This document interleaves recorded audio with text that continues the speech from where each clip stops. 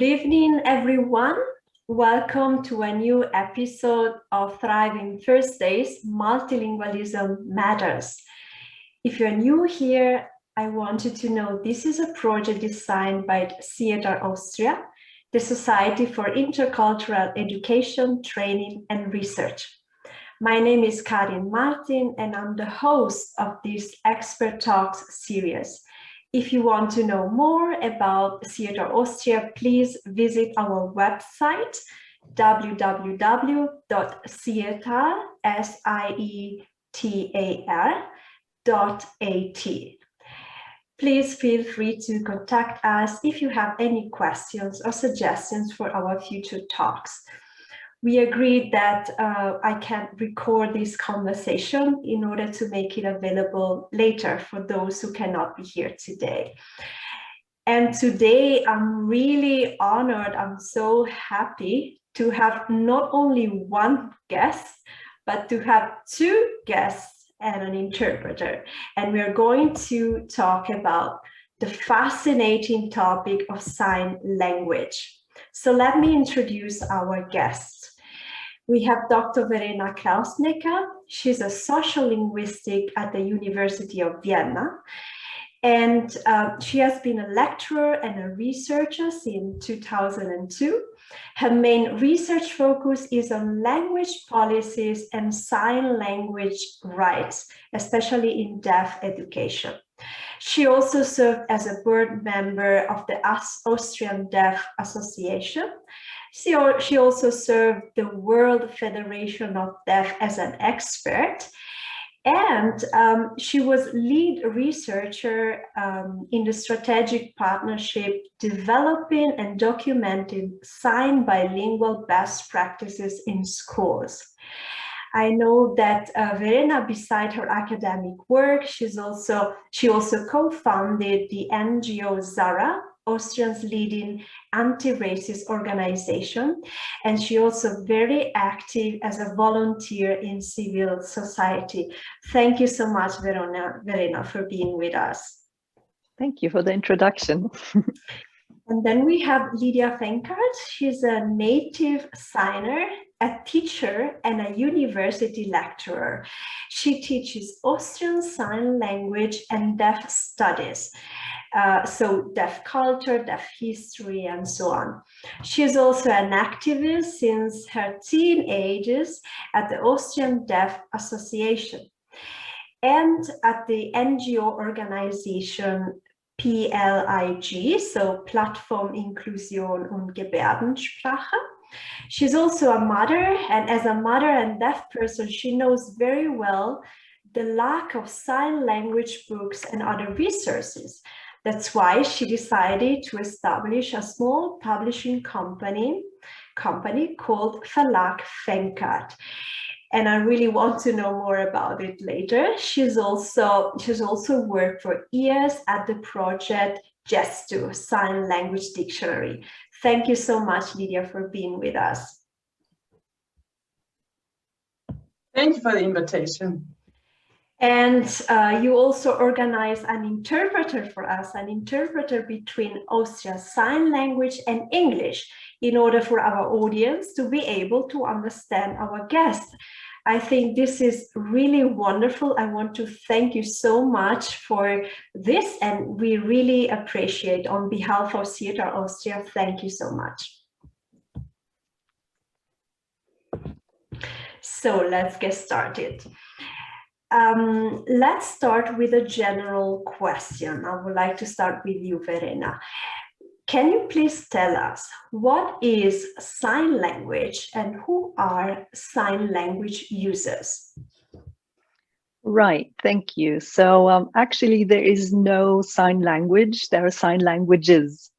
So actually it's a huge and very diverse family of languages that don't use voice and are not perceived through the ears, but they are visual gestural languages. Otherwise, those languages are as different as we know from all the spoken languages, different grammar, different syntax, different cultures and customs attached to the language community, very different histories.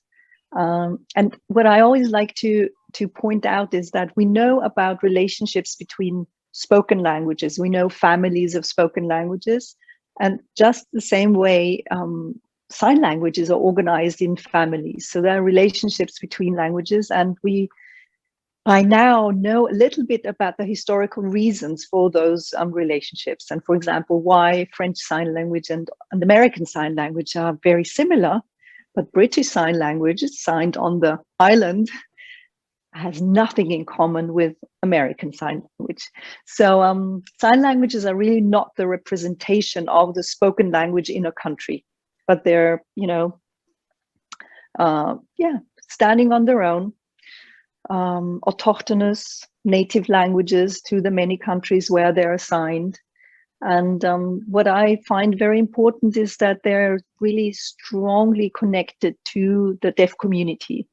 So without deaf communities, there would be no world of sign languages. That's, truly important to understand and to realize. So what we see today in our talk and what both Lydia and I use in our daily lives is Austrian Sign Language. Not to be confused with German Sign Language, which is a different language. So interesting. Verena, in terms of numbers, maybe can you tell us a little bit more how many users in Austria, for example, in the world? Yeah, we, worldwide, we use an estimate. We say 1 per mil.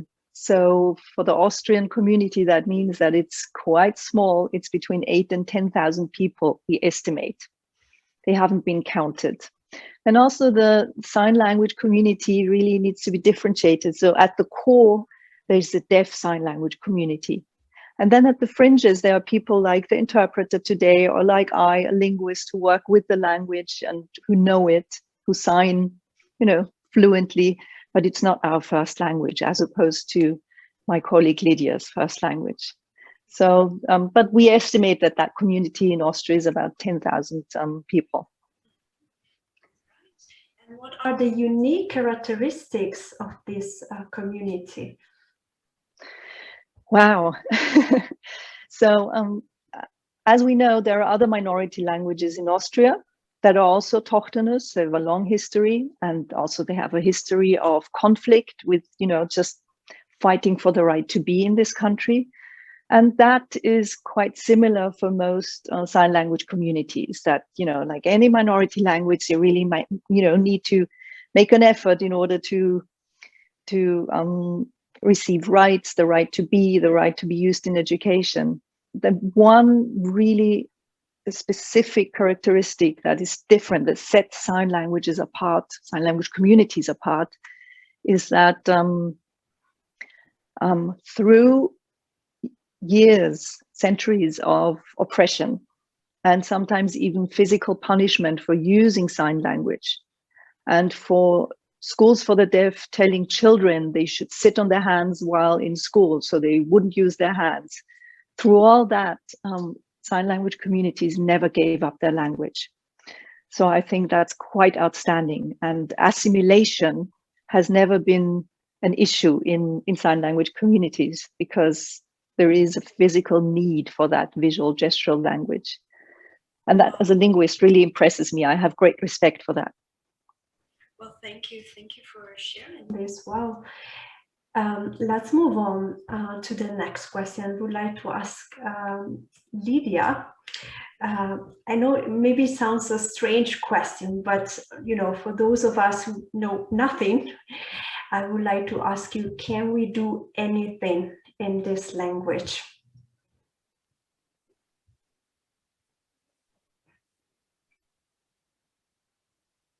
Yeah, maybe I have to explain. At first, it's a visual language, so it's quite different to the spoken language. Yeah, you use your voice to modulate. We use, therefore, our mimic, our body to move forward or something like that.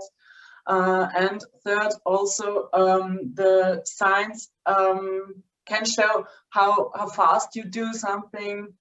So it's very complex. So you can show a lot of things in just a few signs. Yeah, so it's a lot in it. I have to say. I would like to show you some examples. Please. But of course, in sign language, you can't do anything. Yes. You can shout at someone, you can be friendly, you can discuss anything. So yeah, I show you some examples if you like. So the interpreter will now be quiet and you just look at me very closely. Yeah, I show you a few examples. So how you feel the sign language. So at first, I will be angry.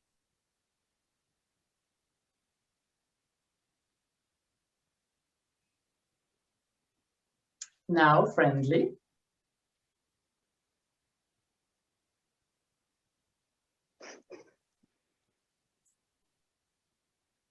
Yeah.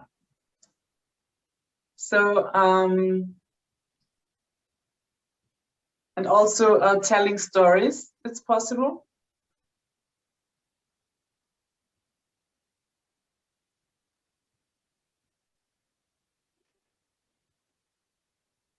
Yeah, these are 3 examples of the sign language, what you can show, what you can do with the language. And there is a lot more, of course. Yeah, this is just the basic, but it's very complex. You can really, you have to study hard. It's not that easy to learn it. Yeah, you can go into the depth of the language. Wow, this is amazing for me. I saw your face expression completely change. I mean, even if I don't understand what you're doing with your hands, I still can see your face expression, your body movement. Amazing. Lydia, and if I may add, yes, please. I have given presentations, so I can do academic language, you know, Austrian Sign Language is an academic language. I can give a presentation or a lecture. But what Lydia just presented, that level of differentiation and that quick change in face and body use, I'm a foreign language learner. So Austrian Sign Language is my, you know, 6th language. I can never do it. You know, that's something that is really special and really typical for native signers like Lydia, that she just, you know, does it like this. Beautiful. Yeah, so something really acquired from birth in your case, Lydia, so really growing up with you basically. Wow. Yes, that's true. I'm amazed. Lydia, you studied literature and you decided to establish a publishing house, right? I want to know everything about it in this short time. Can you please tell me how come? Maybe you would like to share your path or your experience.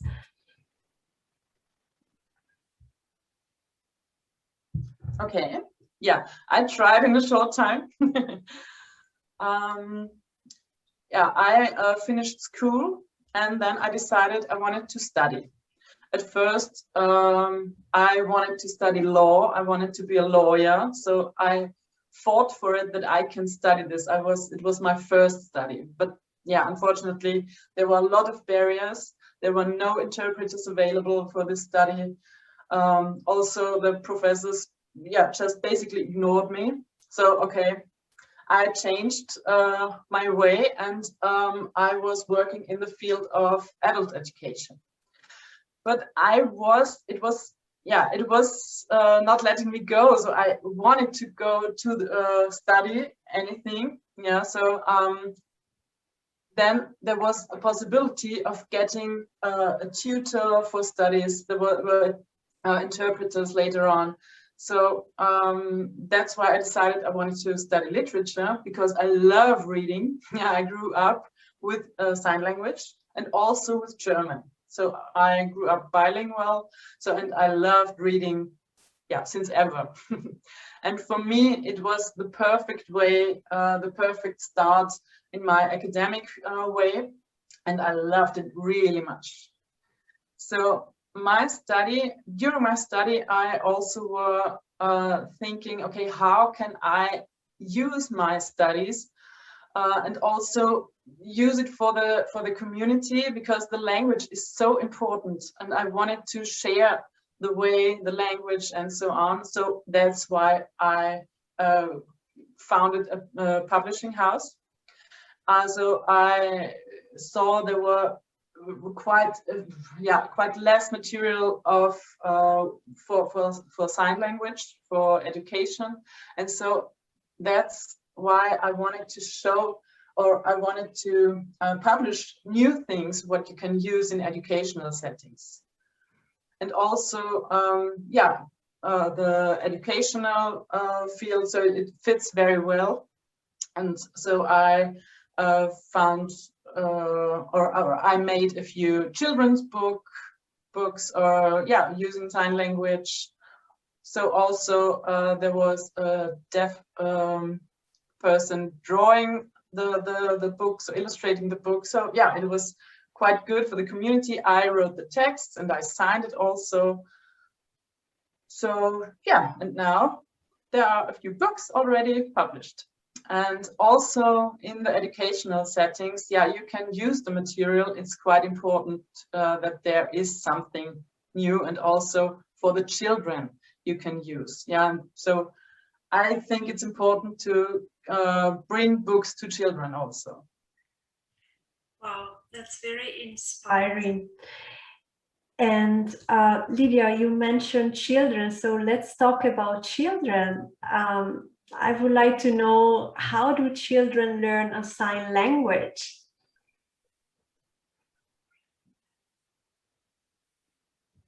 Well, it's automatically. If there is the possibility to learn, if the parents are signing, so yeah, the baby will just copy them and use sign language, because it's so visual.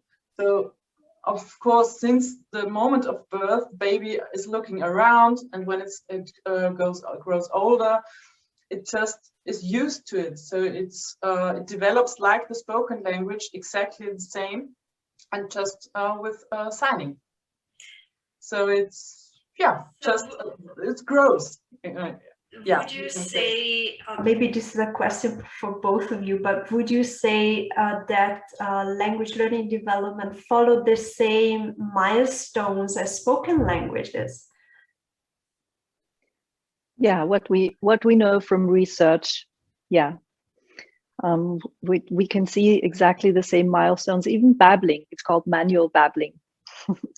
And variegated babbling, and the one sign words and two sign words. And interestingly, we also have a study that shows that the first fields of words that children produce are not signs that look very similar to the object that they are describing. So they're not signs that we call iconic, because in Austrian Sign Language, the house looks like this, you would say that's an iconic sign.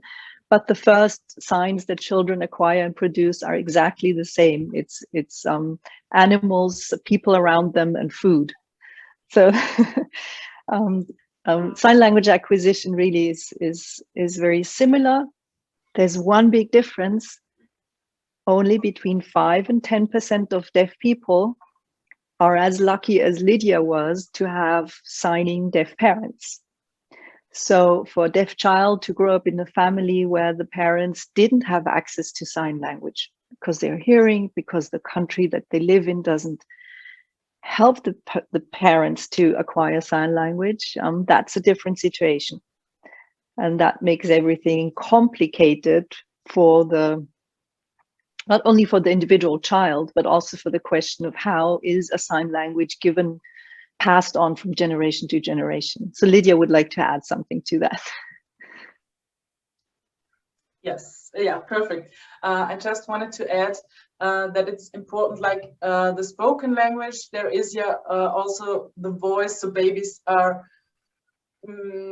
trying to make some sounds, but it doesn't fit in just in the beginning. And also the form of the hand, for example, this,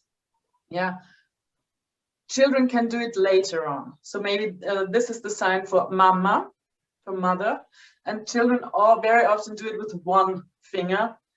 then they do it from side to side, and later on there is the second finger coming. So it's a few steps that takes just to define the form of the hand. So that's my experience. Yeah, and also as I grew up, there's also a few videos on YouTube. They are very, very cute, where children are babbling in sign language. Wow. I'm also checking the time. We only have 10 minutes, but I promise you I would stay here like another hour talking to you. This is so interesting. Verena, maybe another question for you. During our first talk of this series, we met Professor Antonella Sorace, and we learned that being bilingual brings cognitive advantages. So my question to you is, do we find cognitive, neurological advantages in bimodal bilinguals as well? What can you tell us about it? Yes. So what we know from studies is that sign languages are processed in the same area of the brain as any spoken language. And that discovery actually, it's 40 years ago now, only 40 years ago now, that discovery was the most profound proof that those signed languages are really languages and not gestural systems and not other things that they were called. Because to be quite honest, my field, linguistics, has really weirdly or ironically overlooked sign languages for a long time. So there was and is a great lack in sign language research, although they're visual languages, so you could easily see them, but they were overlooked as being an important contribution and really important field for linguistics. So what we know now is that all the studies we know about how languages are processed, that applies to the family of sign languages, to all the things we know about bilingual brains, people who, in their daily lives use 2 or more languages. That also applies to people who are bimodal bilingual. So they use 2 languages in 2 different modalities, spoken or written and signed. And actually, I think that next generation of researchers is now doing something interesting. They're saying we are beyond proving that sign languages have the same worth and can do the same and are processed in the same way. Actually, now we should look at what sign language research could contribute, could actually tell us more about human languages and teach us that all the definitions of language that we had so many years, it's something that's produced with your vocal cord and comes out of your mouth, that those were way too narrow for the actual reality of linguistic diversity that we have in the world. So in short, yes, bilingual brains profit from bilingualism, no matter if it's spoken and signed or written and signed. Absolutely, yeah. And if, I'm a social linguist, so I'd like to add to that, any language competence is a great asset for any person. So even though it's a tiny minority language, any individual learning Austrian Sign Language will profit immensely and develop capabilities and also practices like learning how to gesture more clearly, how to be in their nonverbal, physical communication, be more precise and not as confusing, or not contradict themselves when they say one thing, but then their hands or their face does something else. So when you know a sign language, those things are much more in sync with each other, and you become a better communicator, I would say. Amazing. I keep on repeating this adjective, but I'm really, wow. I have maybe one more, just to go a little bit more in details, Verena. This idea of neuroprotective advantages. So this idea that speaking more than 2 spoken languages, now I learned from you, now we're going to use this term, this can delay the onset of Alzheimer's disease. I don't know if you read about studies like this also with sign languages. Yeah, absolutely. So that specific study by a famous Canadian researcher, yeah, that was replicated, and they looked into that. Does sign language do the same for the brain to keep it fit and healthy? Absolutely, yeah. Mm-hmm. Wonderful. So it's also now time for the questions for the audience. Yes. And I just saw a question from Svetlana Bukov. Thank you for being with us, Sveta. She's asking, she want to ask to Lydia, you mentioned that you learned Austrian Sign Language from your parents. So how did you learn German?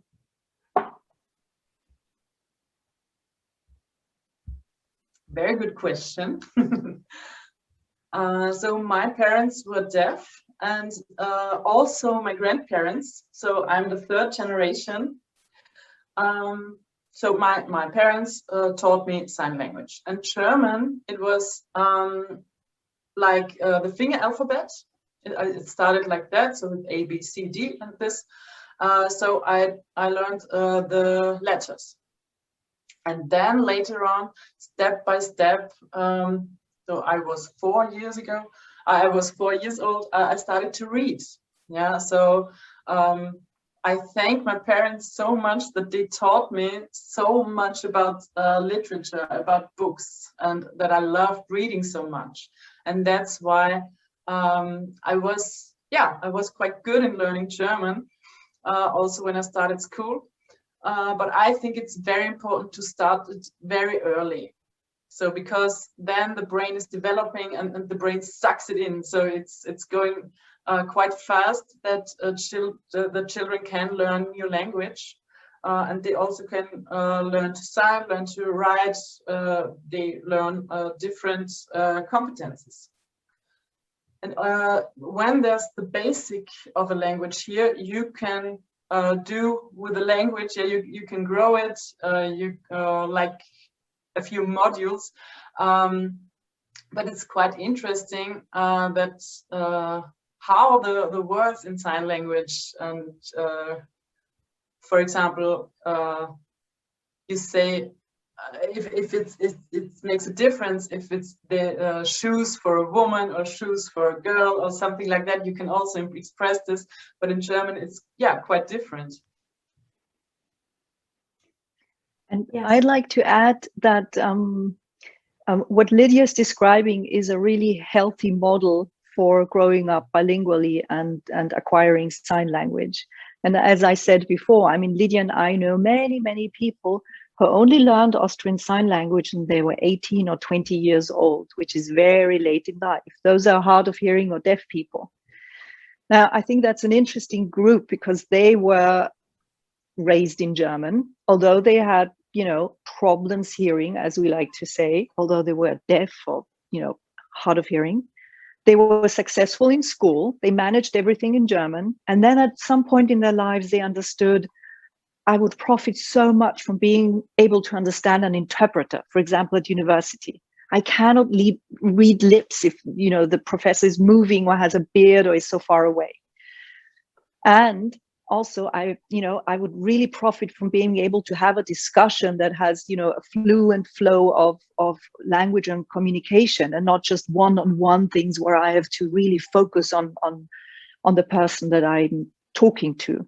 So what we know now is that actually German usually really profits from allowing a child or giving a child a profound language basis in a language that is effortless for them. And for somebody whose ears is not their dominant sense, but their visual sense is dominant, a visual language seems like it's a gift for them. And we see now that those children who are allowed to develop that visual language, their German competence will really profit. But keeping the children monolingual in German is not doing them any good. Yes, short addition, this competence, it's also, so it's just not the full competence you gain in one language. So it's just part of a competence. So I grew up, with sign language, and so I never felt left behind in school. Never ever, because I'm deaf. No, so I was in a hearing school, and I really was with the other children at the same level. And so I think it's very important that you can grow up, or you give the child the possibility to grow up with an own language and not fight for it since they are born. Thank you for sharing. I see we are at the end of our talk. Maybe just to close this conversation, I want to ask you, Lydia, I don't know if it makes sense, this question to you, but usually we ask for kind of a definition of bilingualism. So my question to you is, when was the point in your life where you realized that you are bilingual, bimodal, bilingual? I mean, there was a point in your life where you kind of became conscious of your different communication abilities or competencies. A very good question. I have to think. Not really, because I was growing up with both languages, but yeah. So really being aware of it, it was when I was a teacher, when I taught children the language. So that's when I thought, yes, that's a real advantage. So, and then when you start thinking about it, yeah, there were more and more. So, but when I grew up, I never thought about it, to be honest. Yeah, it was just here. It was just remarkable in school. Yeah, I have to talk at home, of course not. But I didn't see it as a negative effect. So yeah, it was just the way it was. So it was quite, yeah, it was good growing up this way. Wonderful. Thank you very much for sharing. And maybe a final question for you, Verena. I remember when we were preparing the talk, we mentioned something about music, right? You mentioned a rapper or something. Can you please close with that? Well, actually, it has to do with your question of, can you really do anything in a sign language? Yes, you can. And there's also poetry, all kinds of art forms, and there is a great rapper. So there's a Finnish rapper who's had actually a world career. And I hope maybe you can share. Yes, his name is Sign Mark. I'm a great fan. I saw him once live and he's fantastic. So everybody is invited to go and check this video and to see basically some rap music in sign language. So unfortunately, we are at the end of our talk. I want to thank you so much, Verena, Lydia, and our interpreter. Thank you so much for being here. Thank you for sharing your professional and personal experience. On behalf of SIETAR Austria, we really, really appreciate this talk. And as I said at the beginning, it will be available on YouTube later for everybody to see, and for everybody who wants to know more about sign language. I will now thank you for the invitation. Thank you. It was a pleasure. So in Austrian Sign Language, you say thank you. Okay. Thank you so much.